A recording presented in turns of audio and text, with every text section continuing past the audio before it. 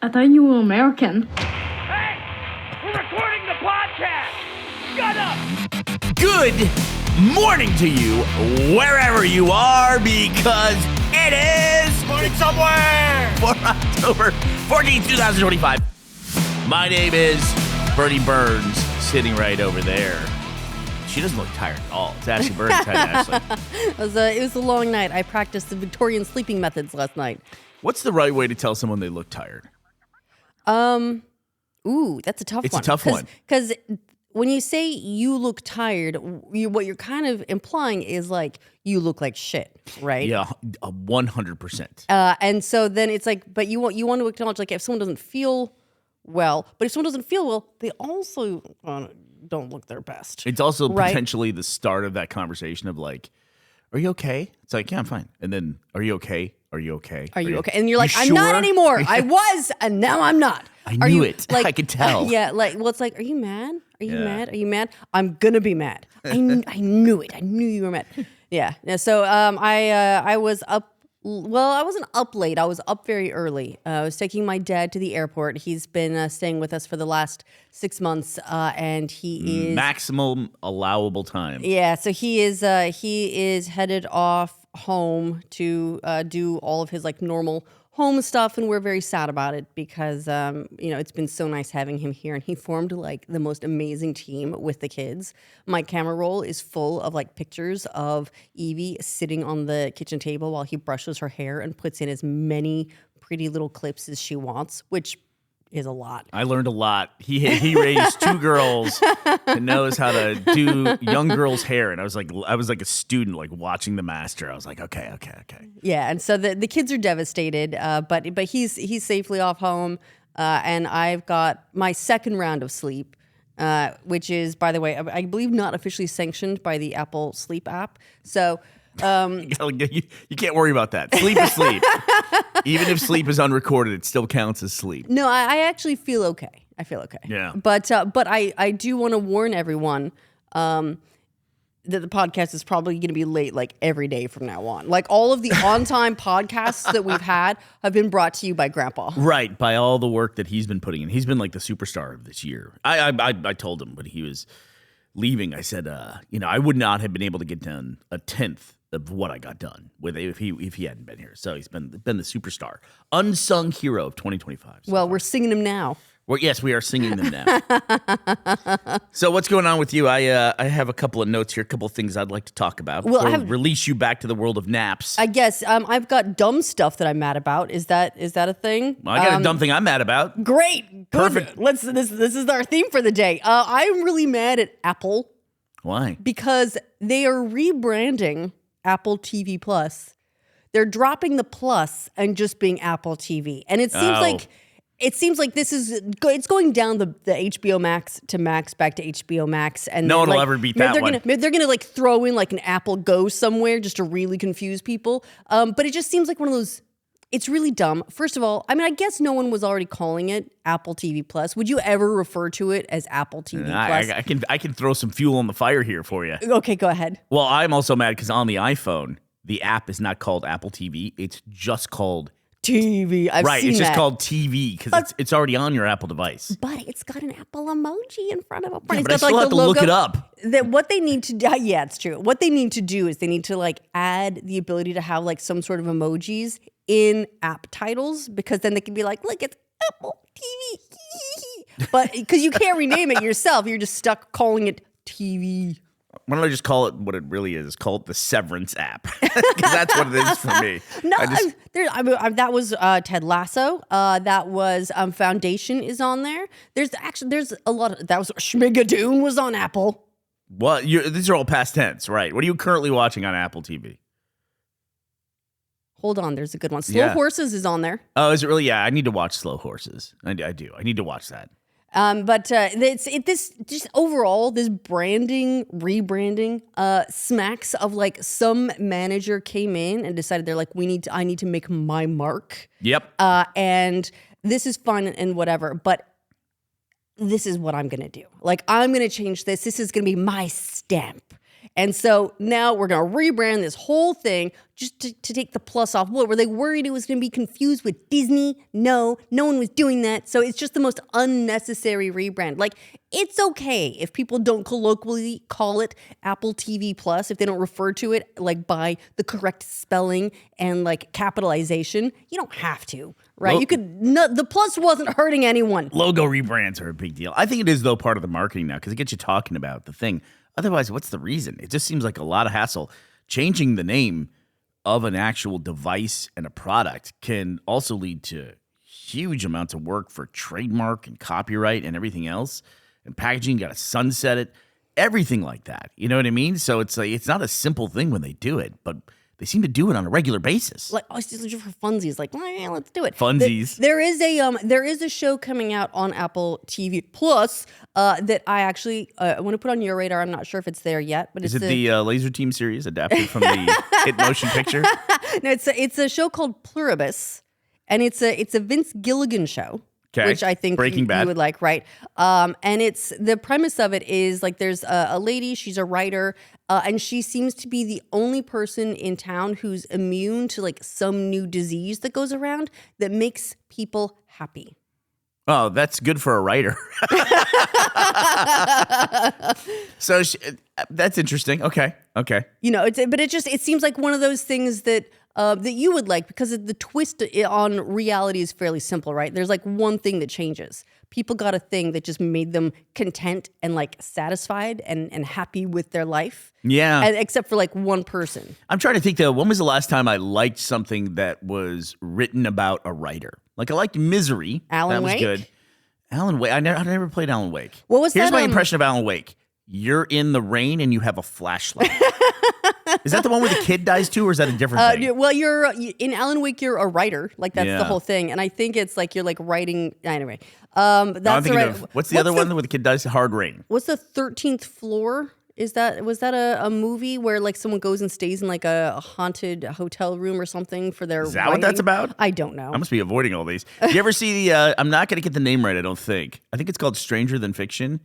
It's a yes, Will that's Ferrell a great, movie. That's a great premise. Is that one of the like first Will Ferrell movies that was him almost like against type? Like it's a funny movie, but it's way more serious than a lot of the other stuff that he's put out himself. It was the comedian makes the like serious art house drama, like that kind of thing. Yeah, that was so good. And that's basically like the author, and then there's self-awareness with her character that she's writing, and she like goes back and I think it's revises Emma things. Thompson plays the author, and then Will Ferrell realizes he's the fictional lead in her novel and can hear her narrating his life and stuff. Yeah, and cool premise. It's a very fun premise. So Actually, it's Matt had a script years ago that was pretty similar.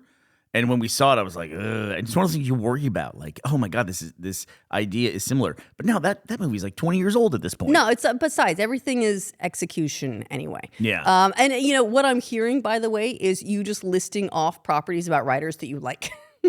True. That's true. Yeah. So anyway, that's one to check out. What's your dumb thing? My thing that I'm mad about is I want a game that I can play. People are giving me shit about Hades that I don't understand. Like, that's what Hades is all about. Okay, fair, but that means I just don't like the game, But I'm right? but I'm still mad about That's it. not the right game for me. It's like, and this game, by the way, is like, I can't take anything away from it. It's a fun game to play. I do go back to it, even though I'm terrible at it and I get mad at it. Which brings me to another point, another thing I'm mad about, which is, so I thought, I'm going to try this. I'm going to install and play Battlefield 6 because I'm pretty sure the last Battlefield, if you're not familiar with video games, it's called Battlefield 6. It is not the sixth one. That would be what you would assume hearing the word 6 in there. It's like, what, the 30th Battlefield game at this point? There was like, I mean, it started with like 1942, and then there was like 1942, by the way, is the last one I played. 2042 or something. There's the Bad Company games. There is a lot of Battlefield games. Let me see. Here's the list of Battlefield video games. I think the last time I played Battlefield, it was Battlefield 1942 on Wake Island, the demo. Wake Island, by the way, was a writer. Did you know that? I loved that demo. Because we downloaded it during a LAN party, and then we all went out and bought Battlefield, like for that LAN party. We spent the entire time just playing that. Trevor, a lot of people, but Trevor, I think, was the lead behind it. I wasn't at Rooster Teeth at the time. He produced a Minecraft show called Block Island. I think they did 2 of them. And it was like a Survivor style show. I loved it. I loved the concept because years ago on Drunk Gamers, I did a thing which was a direct Survivor. We called it like Drunk Gamers Survivor. And I ran these games, but everyone had to be able to download and play the game because it was the community that was playing it. And Battlefield 1942, the Wake Island demo was one of the games. First one we played because there was like 12 people on each side. So you had to have a massive game that could support that. So I think that's pretty much the last time I played the Battlefield, the series Battlefield 1942. Okay, so here I've got Battlefield 1942, Battlefield Vietnam, Battlefield 2. There's a bunch in here that I am going to... Here we go, expansion packs. Battlefield 2 Modern Combat, Battlefield 2142, Battlefield Bad Company, Battlefield Heroes 1943. Battlefield Bad Company, underrated, by the way. Bad Company 2. And then there was... Oh, God, Battlefield Online? Yeah, go ahead. I have a Bernie, question. with your hand up. What was the point at which they did the reboot Battlefield where they 3? just put out the game and called it the same name again, where they said, this is Battlefield? Battlefield 4. Oh, my God. Was that Battlefield 1 when they just said suddenly they... Yeah, I think so. That was the one where, do you remember where I got the contact secondary high from Wiz Khalifa and Yes. Snoop Dogg? Eddie 3. Eddie 3. And you came back to our broadcast and you just like laid down with like a jar full of red vines. Yeah, I remember that. My God. I remember that. That was insane. But Battlefield 6 has been putting up some pretty big numbers with players on Steam and such. So you're mad about it? Okay, so going back to the original thing, I thought, okay, I'll try Battlefield 6. Why not? I'm hearing good things about it, but I'm also hearing horrible things about it. But the horrible things seem to be from that group of people who really love the game a lot, but they kind of hate play it. The whole group of people that's like, this is the worst game ever, 2,100 hours played, on Steam. Mm-hmm. So I went to go download it on Steam. I've heard weird things about trying to get it through EA Play. So I thought, I can either get it on the Xbox or get it on Steam. I'll get it on Steam because... I just want to be able to drop into it and play like while I'm editing or something. I want to take a little break, and it won't take forever, I don't think, to play a game. But then I go to install it, and then it wants to install its anti-cheat, which is a kernel level access anti-cheat software. I think it's called Javelin or whatever. Immediately, I'm just like, no, I'm not installing this. I'm not going to give some anti-cheat software access to the highest level of administration on my computer. I'm not going to do that because I use this computer for everything. Right. Like there's some things that I'm willing to put up with. Kernel level anti-cheat, not one of them. And I did a little bit of research and everyone's like, yeah, it's not great, but it actually works and the hackers and the cheaters can't get around it. Sidebar, if you cheat in a multiplayer video game, what is wrong in your life? Like, what do you get out of that? How is that enjoyable? Honestly, I think for some people, like the breaking the thing is the fun part. I get what you mean. Because you play some like games where it's like there's always people like flying around the top of the arena or whatever and dropping shit on you. And there's some people like when we would play way back in the day, like Halo 2 community nights with the Rooster Teeth audience. There were always people that all they wanted to do was just do exploits, like sword sniping and all this, or they'd have a modded Xbox and do all this stuff. It's like, how is this fun? But there's some people that's all they want to do. And they put an extraordinary amount of effort as well into like finding and using these exploits and getting really good at the exploits instead of like getting good at the game. JD, when he was younger, he was like that. He wanted to find glitches in games. Maybe it's a control thing. I don't know what it is. Like, you got to break the matrix or whatever. But then the rest of us have got to install all this shit on our computers to get around you guys. You know what I mean? It's just like, I just don't get what people get out of it. And yes, when I read about it and did the research, everyone's like, yeah, I've had this for years. It's not great, but it's not a problem. It's like, it's not a problem yet. You know what I mean? It's like, I don't want to be part of the group that they find out, oh, there's this huge exploit and whoever installed this particular anti-cheat, everything on the computer was compromised. Yeah, sure. And they didn't know it because it had the highest level of access to their processor. So did you install it? No, I immediately dropped out. And then I was like, okay, now I got to get a refund for this thing on Steam and maybe I can play it on Xbox. But if I'm being honest with myself, this is the other thing that's kind of dumb. Okay. I should probably be playing this on Xbox anyway because do you remember when I would bitch about Fortnite and I said if they ever made a version of Fortnite that didn't have building, I would play it. And then they put that out, and you did play it. And I did, and I enjoyed it. As good as your word. I did, and I would play it on the Xbox, and it was great. And Fortnite was a fun, great game, even though I still give it an enormous amount of shit. Well, buddy, you can get in playing that again if you want. Get those K-pop Demon Hunter skins they got out. They got their own mode now. Really? Oh, yeah. Big on Fortnite. They have Labubus too. Can I get like a Labubu backpack or something like that? That's probably going to be like a separate integration. Is that over now? Is Labubus, are they done? I mean, I don't know. I guess if we want to know, we should probably ask Becca, but she's been a little bit busy building like the world's most elaborate Halloween decorations for her yard. Oh, that's true. Yeah. She would be the person to ask. Or we never reached like peak Labubu where people were dividing them up in divorce court. The courts were busy with other stuff. Government shutdown kept that from happening. So what I learned was I would play Fortnite on the Xbox, and it was fine. I would get like top 5 or whatever, right? Feeling pretty good. Totally respectable. Basically the first half is all bots from what I can figure. But then I went and played on PC one day because I was on my PC. I said, oh, this is free. I'll just download it and put it on my PC. Downloaded and put it on my PC. I was fucking terrible at mouse and keyboard Fortnite. You're saying the auto aim was doing some heavy lifting? I might be doing some heavy lifting for a guy at my level of Twitch skills. So maybe I should be playing Battlefield 6 on the Xbox anyway. And who cares, right? It's like I'm not going to build a separate PC to install this stuff on a high-performance PC. I need my high-performance PC to be for my editing and stuff like that. I'm not going to, You need to know you can rely on it. I'll just play it on Xbox. Yeah, well, if you're on Xbox, I also recommend hopping back into Brutal Legend, the Xbox 360 game, if you ever played it. Oh, did you read? Oh, yeah. I okay. did. What is that? So technically it happened yesterday, but we're probably still in kind of like the afterglow window, right? Where Please explain what we're talking about. So Tim Schafer from Double Fine said he was going to hop into this game, Brutal Legend, and he was going to help people get an achievement. Brutal Legend is one of those games that came out early enough in the Xbox 360 lifecycle that a lot of developers were still sort of experimenting with different ways of doing Xbox achievements and figuring out like how to do them well. And there's a lot of missteps early on with like achievements that are impossible to get, or like games that you couldn't possibly play the game without getting every single achievement.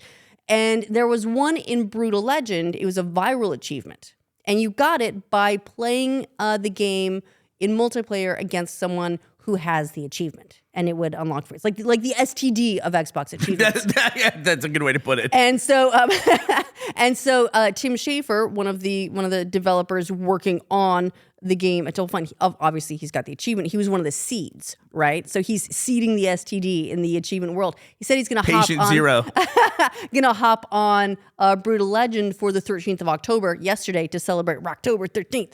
And is that what it was for? Okay. I guess so. I wondered what it was. And so he'd be on in multiplayer, and then people could get the achievement off him. But now that people have got the achievement off him, you can get the achievement off them. Yes. Right. So we're in sort of that window just after the event where there's probably still elevated interest in playing the game online. There's probably still, people around that you can get in a match with that have the achievement. And so you can get it. If this is like the one achievement that you were never able to get in your life and it's been really haunting you, this is the time, buddy. Yeah. Your time. And also it's a fun game. And almost certainly that will drop off very quickly. Yes, right. it's not player gonna, count. It's not going to last long. But That's the thing about like early achievements. They really couldn't figure out early on exactly what they should be, but the audience figured it out. I think what it was, even like your company that you worked for, Ubisoft. Indeed. They made one that was, it was literally an achievement where if you got to number 1 on the global leaderboard, then you unlock that achievement. No one's doing that. Yeah, so like basically that was a Ghost Recon game. So basically no one has Ghost Recon 100%, right? And there's some in that direction. There's also like there was the game King Kong, where if you beat the game, you got every achievement. It was like an achievement per level. It's like everyone was figuring it out sort of together. And the way you figure a lot of it out was like, hey, not like that. Right. Which is interesting because 100%ing a game is something that developers understand because that's the scope of their project that they work on. But maybe they didn't realize initially that there would be this whole completionist streak, which I'm one of them. Like if I get an achievement, I try to get all the achievements, unlock everything. In fact, I wish Xbox had a a diamond achievement or whatever it's called on PlayStation, where you have a 100% of the initially released the trophies. Platinum Trophy. Platinum Trophy, essentially. thank you. That's what it is. Platinum. Yeah, I mean, they've got their like diamond achievements that are the rare achievements, but I don't know if there's like congratulations, you did everything in this game. No, there's not. Even Steam has that, you know, for completed games now. Yeah, like but, that. you know, so I like where we settled into with achievements, where they became sort of incentives for playing games in different ways. So you might not be able to unlock every achievement on this playthrough, but play it again this way. And you can do it. I like a Dishonored was a good one for that, where it's like, you know, go through and play it like this, or go through and don't let anyone see you and don't kill anyone the whole time. Yeah. You know, or you had, I think Mass Effect was Mass one that Effect. required I was just thinking of Mass multiple Effect. playthroughs because you'd have to, you know, go through the game with mostly this team up or mostly this team up, and there, you couldn't complete it all in one.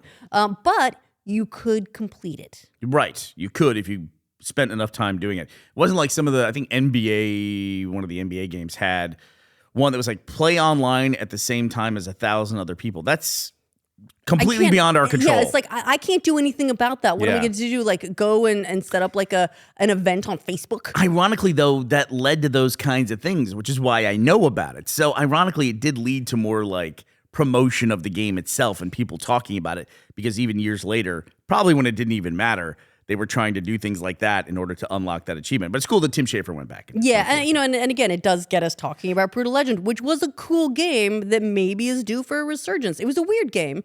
I liked that it almost seemed like the aesthetic they adopted was like, hey, you've fallen into the world of those like really fantastical metal album covers. Yeah. And that was like it was a very strange premise, but cool. It also, I think, had a little bit of a hurdle because partway through the game, it goes from like a kind of open world game and you've got your like rocker car and you can go around and collect stuff. And then at some point, you're like a commander of demon armies. Yeah, I heard that. I never got to that point. Which is but almost like to a strategy game. to an RTS game, yeah. Yeah, so you know, that's a big swing for them. But, you know, it's a fun game and I hope people check it out during this sort of like, I don't know, viral orgy of achievementing. Let's move away from all the sexual STD metaphors for this. We actually have another weird connection with this. I think it's this game. It's definitely Double Fine. One of their art guys at Double Fine was Scott C. I don't know. Is Double Fine still around? Yeah, Scott Campbell. Around.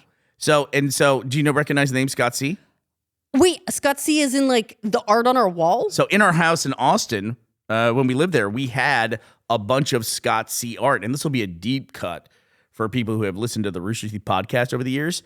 A lot of that art came from, we spotted him at a convention, and I fell in love with his work. It's kind of like a cutesy, like sketchy style. Sketchy sounds like it's like devious. No, it's just like sketch art. Sketch. Yeah. And almost like watercolor stuff too, and at least the stuff we have. And he was the guy who years ago, we were buying stuff from him and I bought a bunch of different pieces from him, and Jeff Ramsey was with me and gave him cash because it was of the time. And he was trying to calculate everything. And he just goes, "Oh man, math is the worst." And we love that. Math is the worst. I think we said that for years after that. So yeah, so he's connected in some way to Double Fine. I don't know if he was the art director on Brutal Legend specifically. But, okay. But I always loved that when they talked about the inspiration for the game of like just, they would look at the album cover while they listened to the album. And it was just, you were just enraptured by that. It's because there was so little media back then.